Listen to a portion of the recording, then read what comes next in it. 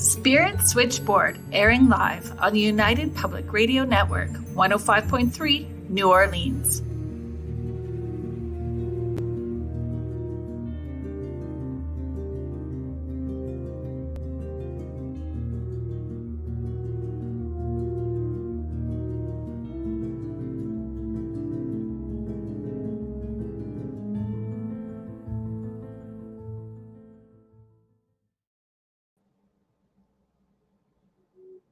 Hello, everyone.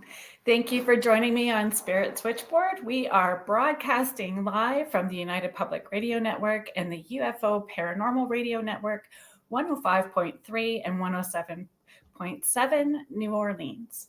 So today we have Grant Evans on Spirit Switchboard. So Grant has been involved with the paranormal investigations for 20 years. For the past 20 years, he has been on haunted hospitals, sharing his experiences with the paranormal through his work as a paramedic. And he has been working with the Ontario Paranormal Society since 2018 and is currently working as a co-director for the Ontario Paranormal Society. Thank you for joining me on Spirit Switchboard. Thanks for having me.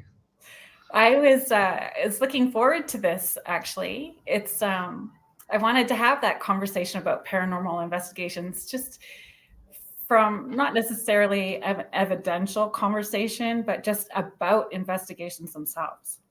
For sure, yeah, it's a very big topic and lots of information, and everyone likes to think that they have that formula for success. So, and it's strange how this is something that's across the entire world right now, but there's no kind of governing body to kind of say these are the set rules.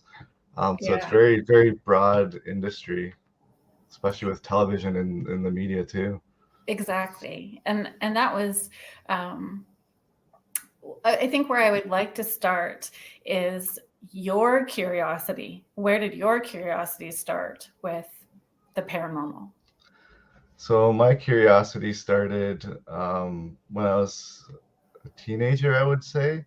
I had a bunch of friends. I grew up religious and like organized Christianity, different chapters and whatnot through my parents moving from city to city. And I met some friends through high school that were kind of interested in paranormal stuff, and I was always told to kind of like steer away from it with my upbringing in the church and whatnot. And then as a curious teenager, you always do the opposite of what you're told. And I ended up kind of pursuing the paranormal. And it was always a fascination for me, not just to learn more about things we don't know, but also to challenge my own personal beliefs. And I believe that you don't you should always be challenging what you believe to strengthen it or to give you an idea of something else that might be appealing to you personally. So that kind of got me into it. And then I, over time, kept going and read more books and self-educated and met a lot of people along the way that have kind of influenced how of also my thought process has changed over the years too. So Right. It's important to have those venues to learn things and to be open to learning new things instead of staying like, this is the only way it's gonna be, this is how it is, and I don't care what you tell me. Like, I think it's a very broad field, so I think it's very important to have that access to everything too. So. You just can't hold a rigid viewpoint because I don't feel we'll ever really know all the answers. We can stay in that place of wonder and constantly be asking questions and pushing the envelope, but I don't think we'll ever really know all of the answers. We can deep dive down a rabbit hole, and just sometimes when we're looking for the answers, we get more questions, right? Oh, for sure. Definitely. And I think it's important to chase those questions too. And like there's something called confirmation bias, right? Like we all believe certain things because of what we've been taught. So we only look for evidence to support what we believe. Yeah. I think it's important to look outside of that too.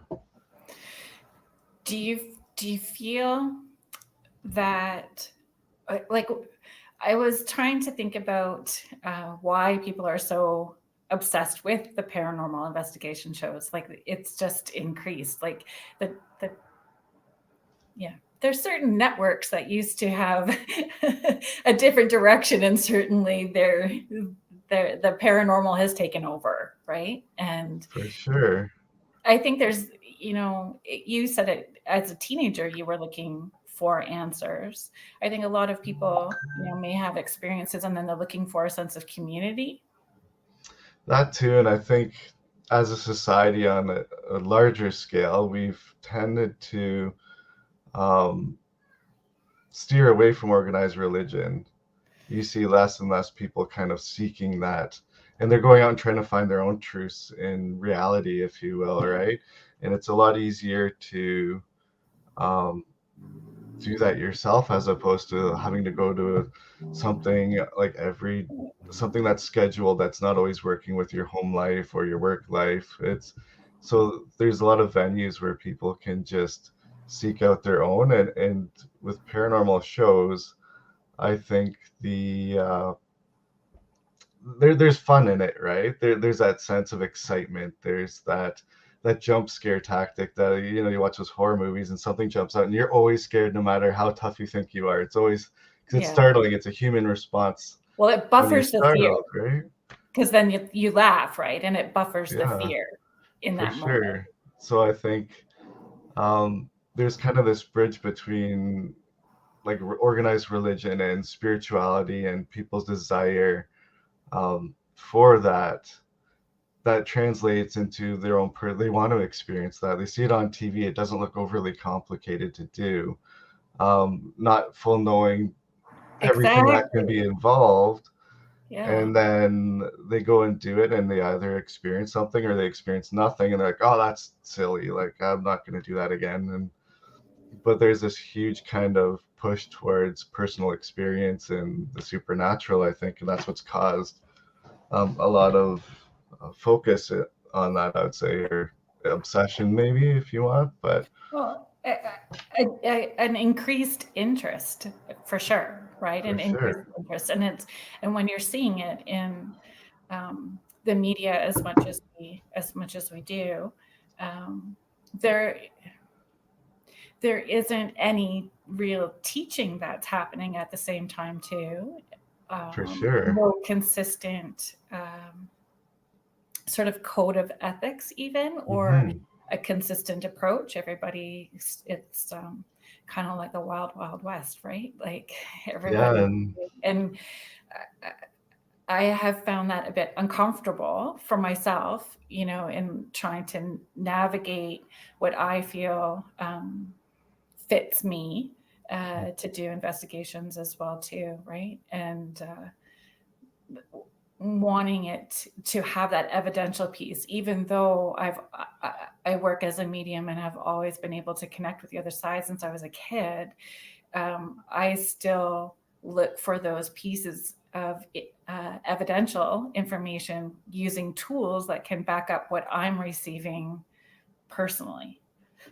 And I like when you, especially when you're having more than one or two pieces of equipment that are all going off at the same time that I'm picking something up. So for I think, sure, yeah, that's exciting when that happens. And yeah, yeah, I think there's also it's become socially acceptable, right? Like, there's a lot of these things that through time, like even the 80s, like the satanic panic, like if you say you're going ghost hunting, like, oh, you're yeah, a devil worshiper, right?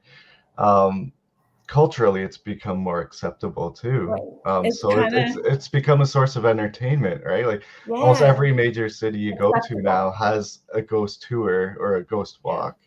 And 20 years ago that'd be unheard of even, right? yeah. So culturally we're more accepting of it as well.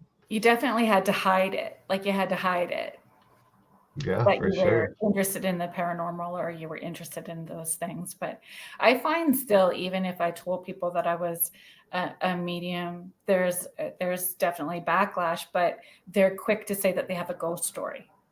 Oh yes, 100%. because everybody's got a ghost story. And everyone loves to share it, and it's just like, I'm not a Yeah. weirdo, I swear, but I know like you're into this, so I'm comfortable telling you, right? Because I won't think they're a weirdo for telling me their ghost story, which is so funny. I don't, it just sort of leads to, though, there is, when we do talk about faith backgrounds as well too, I think that plays a very big factor connected to investigations in whatever faith background, all faith backgrounds. Like, we don't know, if you've not researched properly, you don't know the history to the property, or a family history to the land.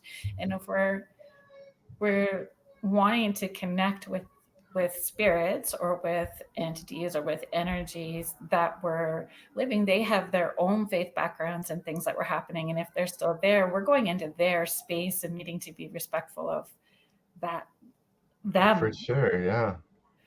I'd definitely say so. And it's when doing an investigations, as an example, like a client might have a certain religious affiliation too, so respecting that in your approach Mhm. is very important, to be respectful of the client and whatever might be there. So Yeah. it's in the only problem I'd say with your religious background is that bias, right? You're always going to default on that, and it's hard to kind of push that aside and Yeah. come at it from like a neutral stance where you're okay, I'm going to experience whatever this is, and then make a decision based on the evidence, the scientific or spiritual, whatever evidence you're capturing.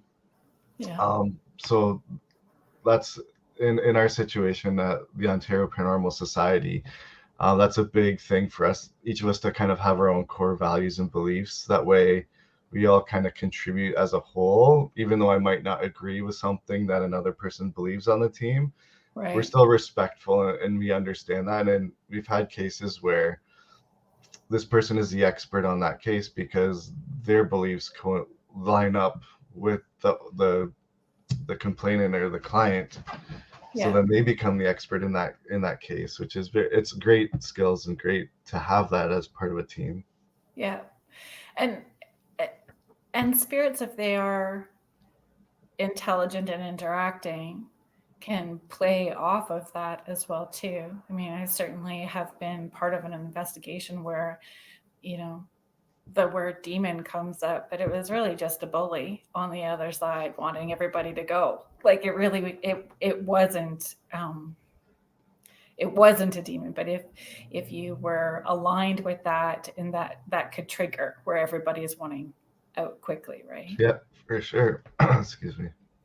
And like I said, that religious bias that you might have, you're Yeah. gonna default to extremes like that every time. Be like, oh well, I believe this, so this can only be this. Hmm. And the more you do an investigation, like you said, sometimes it's like, oh, it's a bully, it's a trigger word, it's a Yeah. gaining a response. And it's when you hear something like that over an ITC, it's intimidating sometimes.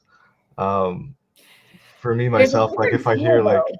yeah, like if I hear like a hiss or like a growl right away, that's like, oh no.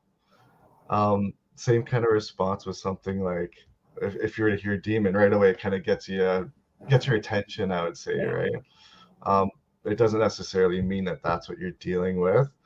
Maybe it's just trying to get your attention in an Well, aggressive manner. So it's with all the theories in this field, there's you could go any direction you wanted with almost every topic.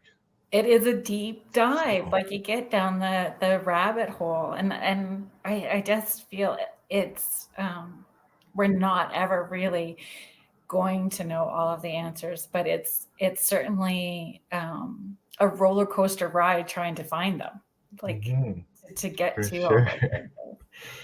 And when you talked about a governing board, there really isn't for what I do either. Like, Yeah. I know that I have my own set of ethics and intentions when I'm working. Highest good, greatest interest, most amount of healing for everyone, including the people in spirit. Like, I'm the in between and being of service for them, and Mhm.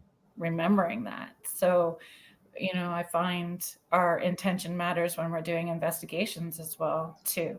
You Yeah, know, that's perfect. I was just gonna say intention, right? Like if you might watch a TV show where someone's yelling like a maniac and calling things demons and whatnot. Um, what is your intention in that matter? Like, and what response are you going to get? Yeah. Um, And is that the response that they're seeking out? yeah. Or is it just pure entertainment value? And that's Yeah. kind of the formula that's worked, right? Um, we don't, as a team, we don't run in doing all those yelling and waving stuff around. We think that's obnoxious, but um, with that whole respect level too, if through my own personal education and reading multiple books on the topics, it's very important to have a level of respect and kind of awareness, Mhm. because if you do come into contact with something that could be darker, you you want to be cautious. If you're not being cautious, then you just open yourself up to um, interaction that's not going to be favorable sometimes. So But that's where having knowledge and understanding matters. Like just having an interest in and jumping in and not knowing what you're doing can create even more problems. oh, for sure. And we don't want to put the clients at more harm than they already are, and we don't want to put ourselves in harm. Yeah. So it's very important um, to set your boundaries and your intentions, I find, um, and be realistic too. Like a lot of the times when we go out, we're talking to ourselves in the dark at the corners of the walls and nothing's happening, and Yeah. it's not And always people don't fun see in that. TV and things flying off the walls hitting us. It's usually a lot of that conversation, and then um, surprising. I don't know if it's surprising to most people, but most of the evidence we find we capture is on review, and Yeah. most of it's audio. Like I think I did a presentation for university earlier this year, and the number one source of evidence we capture is audio, and I don't know why that's audio. It's maybe theoretically it's the easiest way for spirits to communicate through those audio frequencies. Um, but it's definitely interesting, and And is it most of audio those are that you're always not happening. hearing in the moment live? So it's, Yeah, yeah.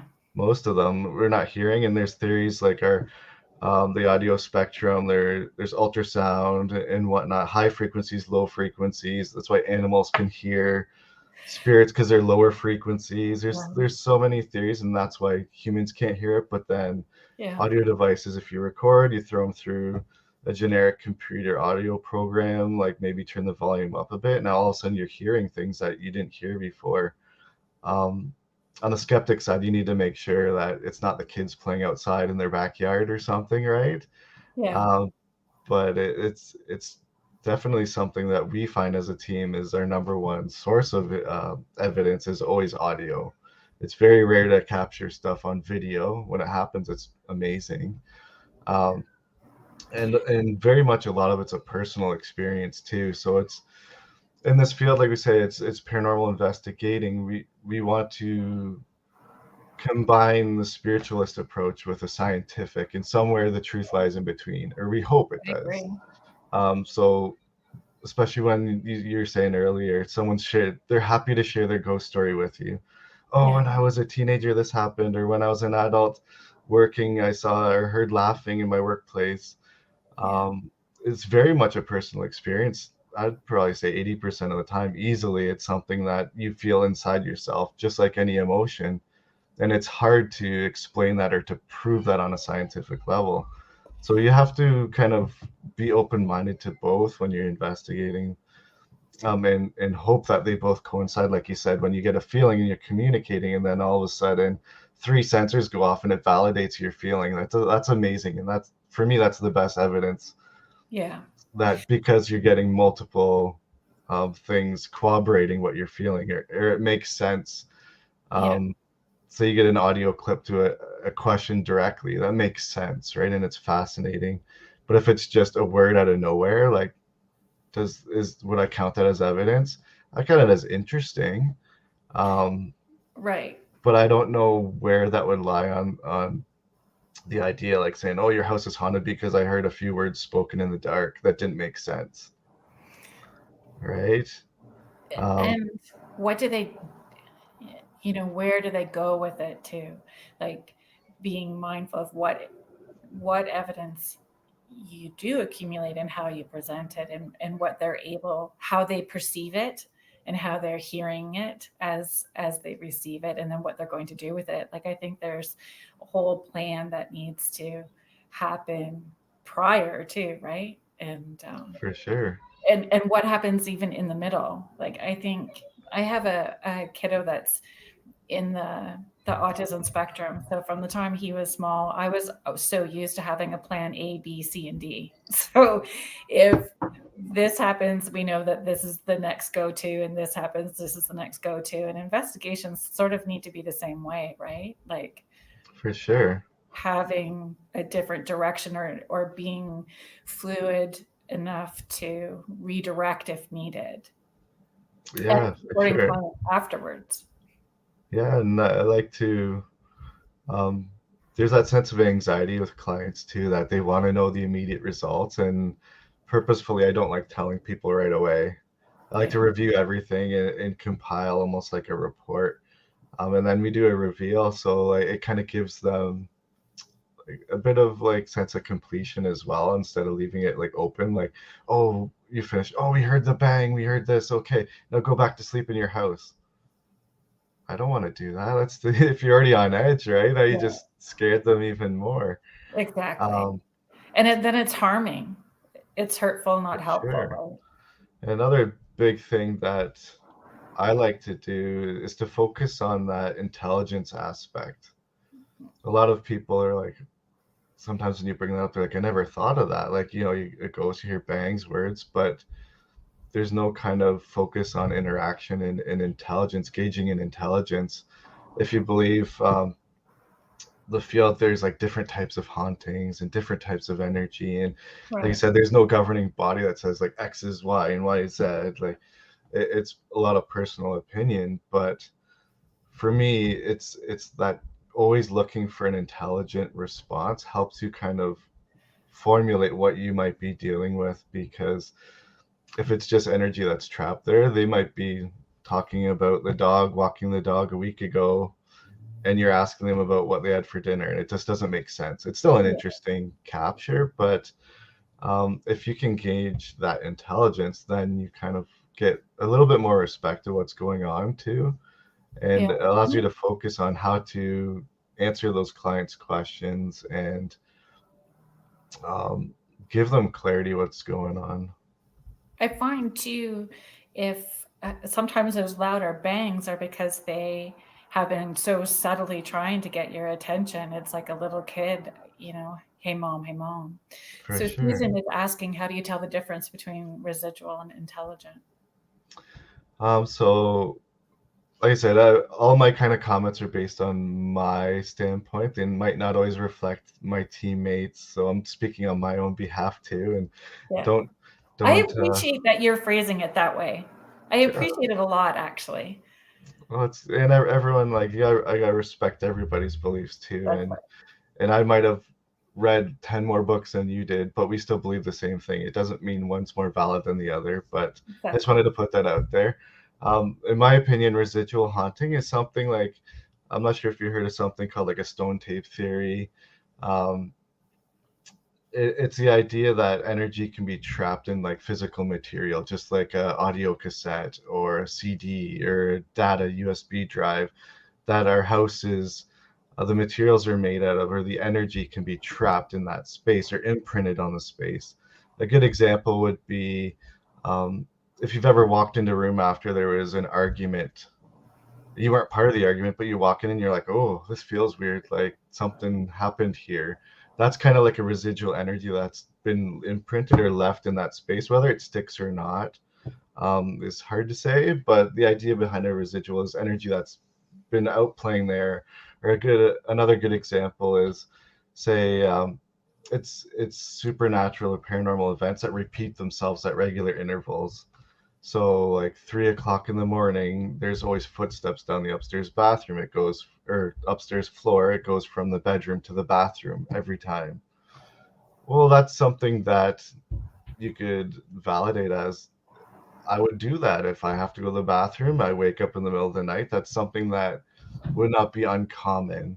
And if you're hearing it at irregular intervals, that could very likely just be a residual and imprint of the energy on that space, not an actual intelligence. So, an intelligence, in comparison, would be, um, you're up there and then the footsteps start walking towards you every time, it almost like to greet you or to say, "Hey, I'm here," or it has some kind of response um, to a question that, say, like you're asking, like, "Hey, are you here with me?" And then those footsteps walk towards you. To me, that would be more of an intelligent thing instead of something that happens at a regular interval. Um, and a lot of that's you get through your ITC evidence too. You're looking for intelligence. You're looking for responses to your questions, direct responses, right? And then if you are getting them, you could argue that that's an intelligent spirit entity, whatever that you're dealing with, if that makes sense. Hope I explained that good enough.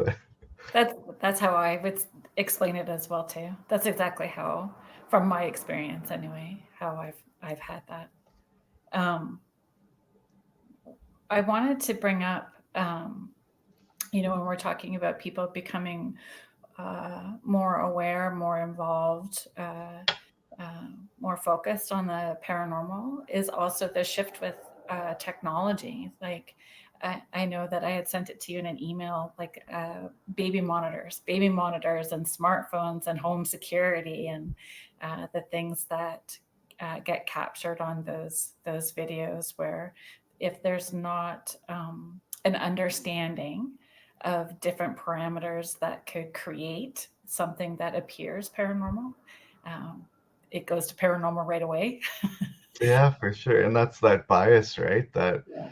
That we believe things that we can't explain are automatically a ghost or alien or something else because we don't know the answers, right? So we're looking for something that makes sense or has been taught.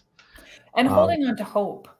I yeah, that too. I think Grief is that a people huge want, motivator. yeah, want the hope, and they want the comfort in knowing that their loved ones would be close by. For sure. And there's also, with technology comes, like you said, even curve with technology too, right? A lot Mhm. of these things, it's just plug and play. We want something that's easy, like your baby monitor. Well, I want to watch my kid when they sleep to make sure they're safe. Okay. But nobody reads the manual, right? Like, No. how does the infrared work? How does night vision work? Like, what are the parameters of the device? Yeah. A lot of It's these temperature affected. temperature, a lot of these things too, they'll emit like their own EMF frequency, which or radio frequency that can impact you subconsciously. But we don't do those things. We just want to plug and play, right? A good example too is like everyone loves the SLS camera. It's been used Not on, everyone. not everyone, a lot of people do because it's fun, it's interesting. Yeah. But if you understand the technology, it kind of steers you away from it, at least in my opinion, because if you look up the parameters of the camera sensor, and it was a Connect, like an Xbox camera that they started, gamers started noticing that it was mapping out people in their games that weren't in the room. They thought, oh, well, maybe we can adjust the technology for other means, which in the paranormal world, that's pretty much every piece of equipment we have. It started purpose for something else. And then we're like, hey, these theories kind of fit. Let's see if this works here. And then we get responses, and it becomes the cultural norm for paranormal, right? Like your K2 meters and stuff. But the SLS, it's only designed with the parameters for 3 meters, and it's designed to be static, like holding still.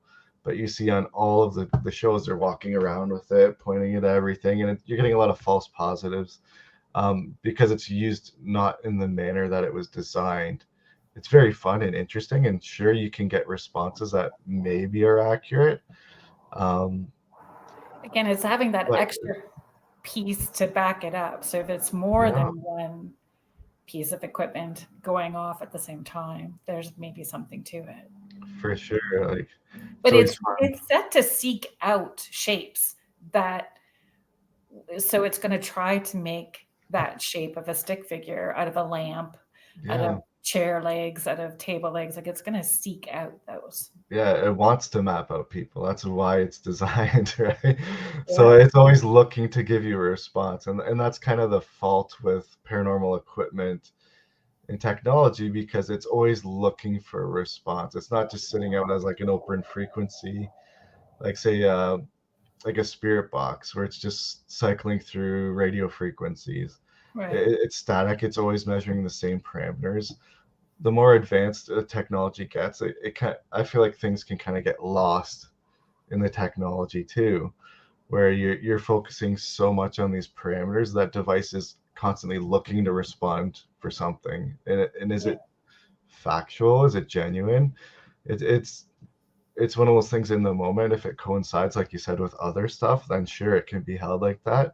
But it in itself on its own going off is interesting. It might not always be something to put a lot of weight on, especially for me. Phone apps, don't use phone apps. I don't like them at all.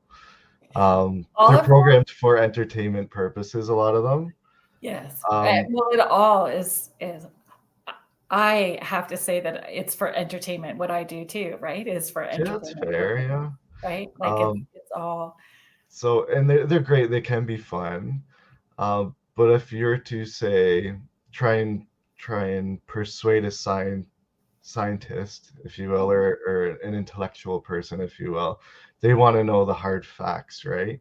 And the more variables you put in it, the less likely that response is genuine, in my opinion, right? Like as a if you take an investigation and treat it like an experiment, you have your control. So you yeah, sweep the house, you look for the hot spots with your EMF, because that's the core of most investigations, is that EMF frequency and spirit's ability to interact with that. That's the number one theory in the paranormal field. yeah. So But you there's map natural ways that that could be spiking in a for home as sure, well. yeah. That's why it's important to get that control in that test. So that test is you sweeping the area first, you Yeah, getting all those hot spots, you getting those measurements, you documenting it. Parapsychology, if anyone's into like super kind of sciencey fringe stuff, it's I love parapsychology. Um, but they map out everything, like distances in the rooms, the space in the rooms.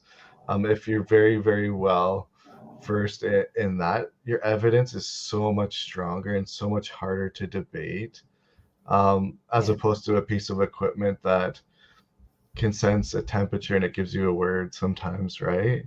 yeah. Because is that purely circumstantial, or is that like a draft that went through the house because the furnace turned on? There's so many variables. Is it just someone walking through the space? Um, as an example, we did a tour of the Donnelly Museum in Lucan. Um, That as a was just fun, recent, wasn't it? It's in February, I believe, and Yeah, we set up all his equipment, and we've done fundraisers for a couple museums. COVID's hit a lot of them rough, and all the proceeds pretty much go right to the museum. So yeah. um, we we set up these REM pods, and I'm not sure if people are familiar with REM pods, but REM pause is where I was going to take the conversation next. This is look at awesome. that. You already knew what I was gonna say. That's You're great. psychic. uh, Sometimes pretty good at it. yeah, so the REM pods they have the newer ones have like directional sensors like Yeah, geos in them. They have their own EMF pump on it with the antenna. It emits its own EMF field, and it has a temperature sensor in it. So unless you're very familiar with it, when a certain tone goes off, you might, oh, something's interacting with the field, but it's actually the temperature. Like you have to be very familiar with your equipment, especially as they get more and more complicated. yeah, Um, but in Lucan, we had it on the floor in the main museum part. But you could just walk through that main area because it's concrete, and you would set it off. Or every time someone opened the back door to go out to the other part of our tour, it would create a draft through the whole museum, and they would go off. So it's super important to and um, I look was for reading those an things article where a team's walkie-talkies were setting the REM pods off. all the time. Yeah, There's I forget, there was a YouTube video I watched not long ago, and they tested a whole bunch of different equipment, and they said, oh, these are the faults, like the things to look out for. And the REM pod is huge with walkie-talkies. That radio frequency sets them off like bananas, and it's fun, a little jump scare if you want to add some lightheartedness to like a tour. But Well, first the fear and gets people breathing and not holding their breath because you can feel that. It creates yeah, tension in the air when they're and holding. it's such a sensitive piece of equipment, that you have to be mindful of all the variables. So Yeah. this season's asking another question. Yeah. Can electricity affect EMF meters as opposed to spirits? So 100% they can. Mhm. That's why it's important to get that control test in the space. You a prime example of high EMF fields is like your electrical box in your house, your water heaters, your Wi-Fi modem. A lot of people Oh, want the best yeah. and the hottest Wi-Fi. They're like, I want the fastest internet. Yeah. Don't put that in your bedroom. I'll tell you that right now, because we've had numerous cases where they have it on their night table and they're like, I get paranoid at nighttime. Someone's watching me. It's the high EMF fields in that Yeah. space that are contributing to that mentality. And scientifically, that's been proven. The EMF meter K2s were made to be for like workplace ergonomics and to like electrician tool to measure the electricity in the space. And that creates a natural sense of paranoia, the idea of being watched all the time, the idea that if it's really, really high, it can almost give you that hallucination effect. Then you combine that with theories of like sleep patterns, your brain waking up before your body. You try to rationalize what you're seeing. Like, sorry, I could go on rabbit hole, Yeah, but no, it's um, great. those devices that we rely on now, a lot of people don't know the consequences of them too.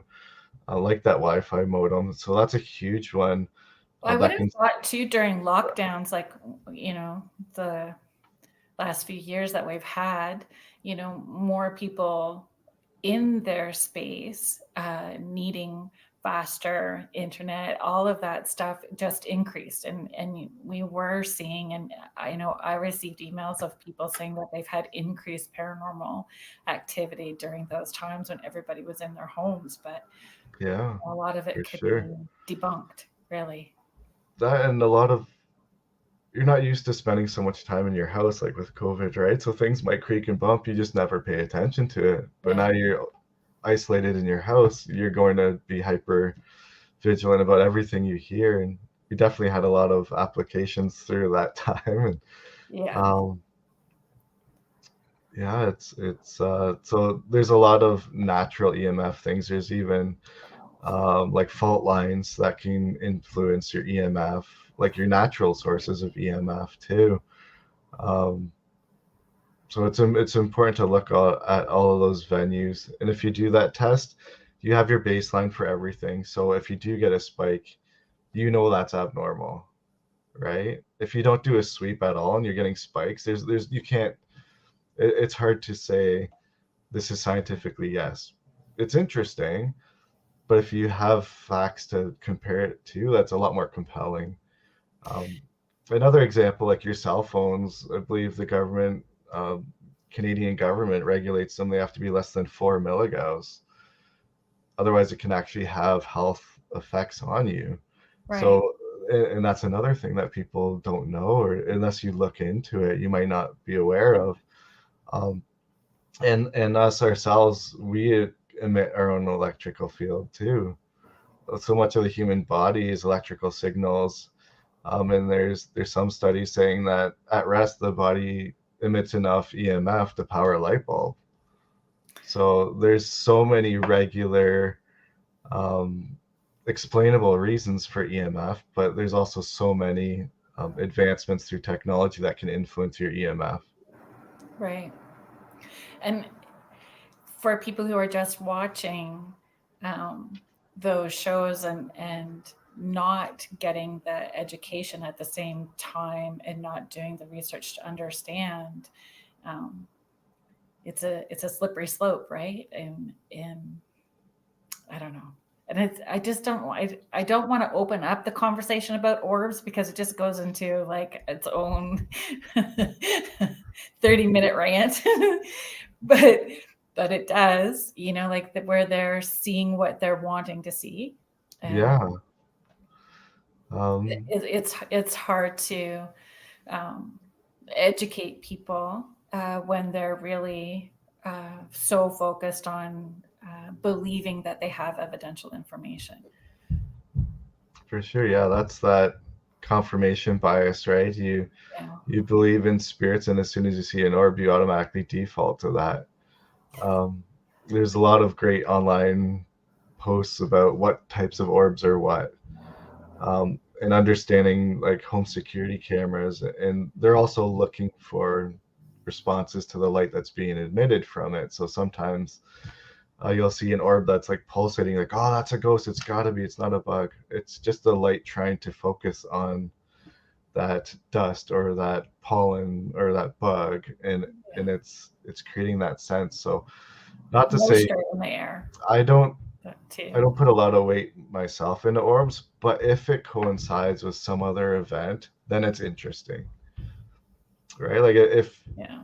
like the classic TV show, you're in a dark space, it's dusty, they're kicking up a lot of stuff, it's going to be dust, and all of a sudden the person jumps and says they got touched, and then an orb flies out of them.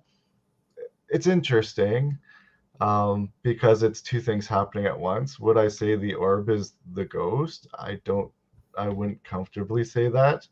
Yeah. But when the strongest evidence is the evidence that contributes to a whole, um, and one piece in itself, like I said, isn't always, I would say, No. factual. It's interesting. I'm going to look for an explanation for that 100% to explain why that's happening or why that isn't something. But if you're having three things, as an example, all at once happening, that's very compelling. So, Yeah. like if you had an orb, a sensor go off, and then someone having a physical manifestation of something, I would say that's compelling. I Um, think we need to touch on where people are investigating, like breaking in or trespassing on places because it seems like a cool idea, get you into trouble. it can, yeah. Trespassing isn't a But fun fine to pay. I haven't done that myself ever, no.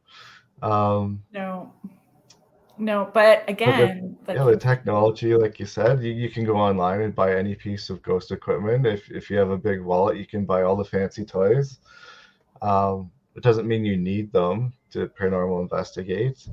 Those are nice to have, and like I said, the more money you spend, the more expensive, the more tech-driven a piece of equipment is. There's and you going need to to be a learning understand it, curve right? with that. But the basic stuff, anyone can go buy a ghost kit for like $200 and have a good time. Um, but definitely trespassing, it comes with its own dangers, right? Like, why is this place closed down? Like, was there a fire? Yeah. Are you going to fall through the floor? Are you going to get hurt? And a little bit of respect goes a long way too, right? Like, if there is something there and you come in and start poking the bear, well, the bear might bite you back, right?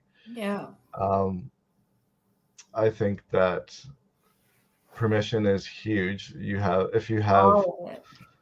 If you have that permission from the landowner, it almost gives you a one up on, I believe personally, that gives you kind of Yeah. a reason to be there, and you're representing the property owner, which is the ultimate authority in that space, Yeah. supernaturally or not. That person, that client, is the one that has that ownership. And if you're there representing them, then you yourself are an extension of the client or the owner.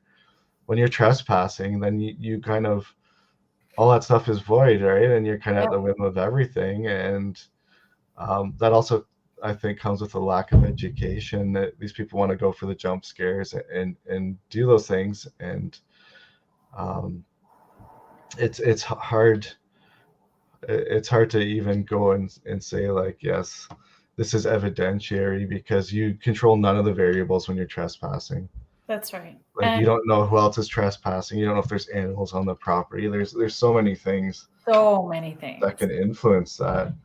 And that's not even, tapping into you being a paramedic. So that side of just like falling through a floor, going by yourself, not Yeah, having a team with you. Like there's there's a so lot much. of risks involved. Yeah. Um, Joanne is asking, is your society contacted by homeowners to address issues? all the time, yes. We typically, I would say, this COVID, the numbers kind of went down and up because there's a huge fear factor of the virus, obviously, Right. and strangers coming into your spaces. But we usually, I think last year, we had around 60 private cases contact us. We don't investigate all of them, but there is a level of interaction with every application. So our team has an online application. They go on our website. They fill out as many parameters as they feel. I understand it's a very lengthy one we have, but that's to give us as much information regarding what's going on as possible for us to make a good determination on what's required from an investigation. Um, so they'll contact us through that, or we have like, I think on Google, we've been contacted through Google. We've been contacted through Facebook for a lot of clients. For their private homes, and then they fill out the application telling us what they're experiencing.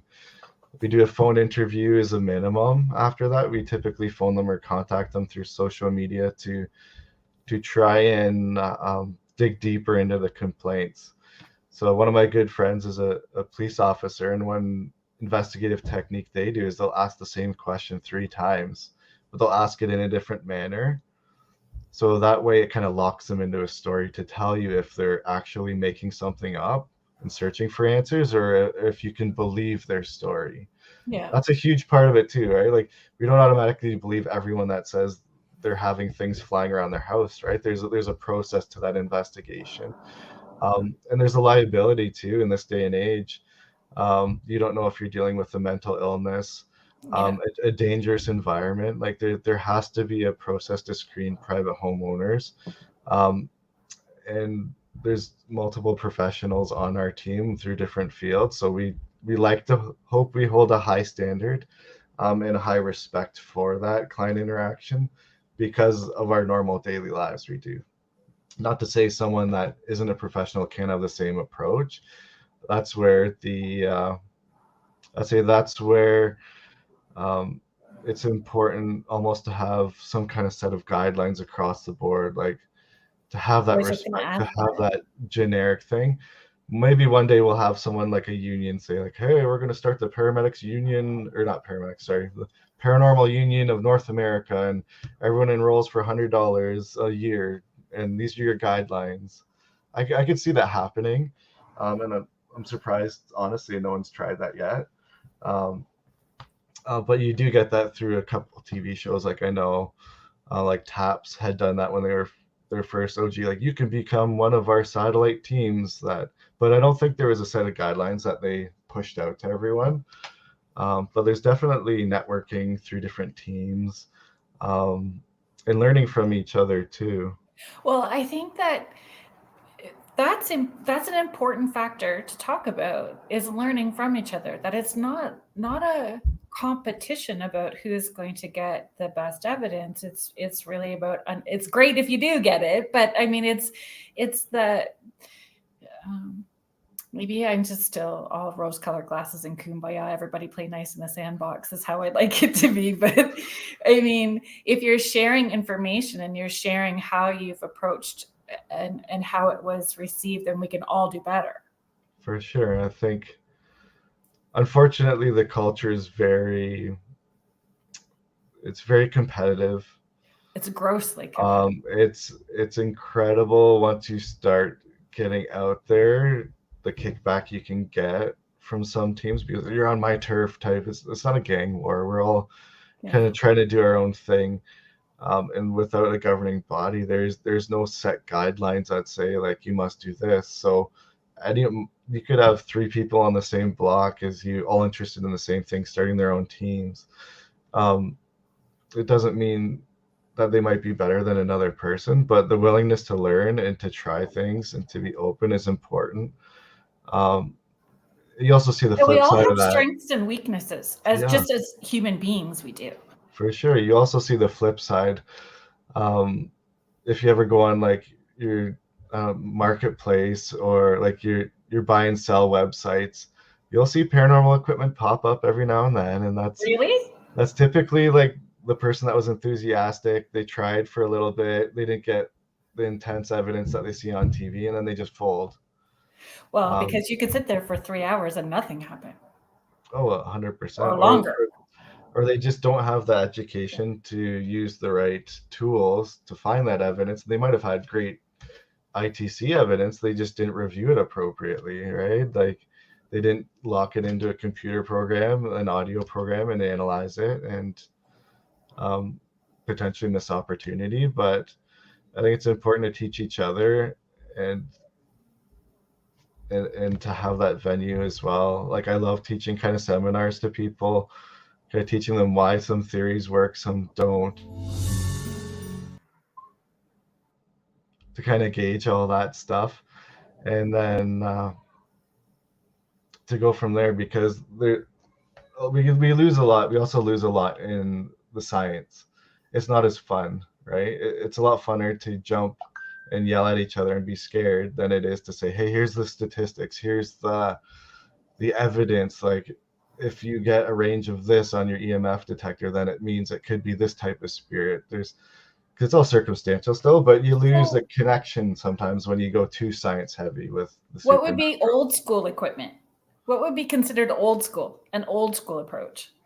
I'd say old school or more traditional stuff that's less altered, if you will. Like your spirit box is just a sweeping radio. Like that's Yeah. pretty simple. You're not manipulating it with a piece of like a program on your phone or a computer. It doesn't it's very basic. It's set to do one thing, and it gives you a result based on that. And your traditional things, like Jen's saying, your dowsing rods. Hi Jen. Yeah, I do work. Tim is on the team as well, so he's the founder of our team. We've done lots of investigations with him. um, but yeah, then you have things like pendulums, you have dowsing rods, you have spirit Pendulums, people boards. need to be educated with as well too, right? Because if you Yeah, go back to that, we put off our own electrical pulses as well too. We have a positive and negative side, and people don't really understand how to use a pendulum for properly. Can get sure. those false readings with a pendulum as well too. And the skeptic side to a pendulum is it's called the ideomotor effect. Your body's always tremors, or your brain um, is going to give you the answer. Sometimes the problem with using the traditional is the subconscious mind. A lot of times when you ask a question, you're already looking for an answer. Yeah, So where does that divide happen, right? Like you're getting a response to your question. Did you create it or did a spirit create it? exactly. Um, so there's tons of things to factor. I like using pendulums on like a banana stand, or Oh, you can yeah, get those stands where you can put a board under the pendulum, yeah, kind of like a Ouija board but different. And yeah, if you remove if well sorry if you remove the human element and you capture a result, that's so much more compelling and fascinating, right? It doesn't mean that getting a response using your traditional means in the human element is always bad. A lot of times it works fantastically well. We recently started doing something called the human pendulum, which I kind of got from Richard Estep. He's a really famous paranormal yeah. investigator, and he's a Haunted paramedic hospitals. too, haunted hospitals, all Yeah, that stuff. yeah. And he was saying in one of his books that his team has done it, and they have about a 66% um, accuracy with it. And I said, oh, that's fascinating. Let's try that. And that brings in that unless you learn or try to read or educate yourself, you might not learn techniques that might actually give great responses. Yeah. So the human pendulum is pretty much a person is willing to be the pendulum, and the rest I of your teach group. that. It's the It's thing. it's really cool, and And it's very um, cool. you make sure you have safety parameters in place so no one falls on their face and gets hurt. Yeah. But we've had fantastic results with that. Like we just did one at the Homer Watson Gallery in Kitchener, a fundraiser for them, and someone was doing that, and they had this art exhibit that's a tree with all these handmade leaves hanging from like a fence above it type thing. It looks super, it's really awesome. But when they were doing that, the other director of our team said all the leaves right above the person were moving on their own, but none of the other leaves were moving. So it's pretty cool. That's It's pretty pretty interesting, compelling. right? Like, and if it was a draft or something, you'd think Jen, the I'm all whole for it. the We whole can do thing, it. right? The whole thing would be moving if it was a draft or something you could explain, but something that was just in the environment. We didn't even set up this art exhibit, right? It was part of the environment we went into, and the environment was interacting with us. It was a really, really cool thing to experience too. Yeah, that's brilliant. And So so I'm so grateful. This was a great conversation, and this is exactly what I wanted. I just wanted to have a conversation. A conversation about the ethics of it and equipment and how we approach it, right? And having not just a gung ho, let's get this stuff and go and for not sure. understand it. I think more people need that educational conversation. Yeah, and I'd say even teams wanting to start out, like there's lots of really, really good books to start you off, to give you some techniques to keep yourself safe too, and give you that um, sense of approach to do things in a respectful manner. Yeah. The industry is so volatile. Like everyone wants to be the celebrity, the expert. Like no one, there's a lot of people that don't like to be questioned or challenged. Yeah. And that's sad, I think, because if It doesn't allow for growth. right, and the internet pushes so many videos of the unknown. Like if we were to compile that and work together collectively, that would be huge, and you can make breakthroughs in Yeah. technology, in the approach, and give us a better understanding. Hopefully one day, right? Yeah. So But next don't week don't fall on into that celebrity void. Don't get caught up in that I'm gonna be a ego. celebrity and the ego, because that Yeah. other people notice that, and if you're out there to try and help clients, like that's, in my opinion, that's not the right approach when you're trying to help people that are in a fearful situation and looking for answers that they don't have. Yeah. Thank you again. I would love to have you back on if you want to continue the conversation. We can Yeah, do that. totally, anytime. Happy Yeah. to be part of your show. Thank you so much. So next week on Spirit Switchboard, we have Lisa Crick and Nicole Tito, and then we're actually going to be talking about EVPs. We're going to do a whole show just about EVPs next week. So I just want to thank Awesome. everybody that was tuning in. Thank you, everybody that was hanging out with us in the chat rooms. Big shout out to the United Public Radio Network and the UFO Paranormal Radio Network, 105.3 and 107.7 New Orleans. Thank you, everybody. Thank you. You've been listening to Spirit Switchboard with host Carrie Lynn Shellhorn on the United Public Radio Network, 105.3 New Orleans.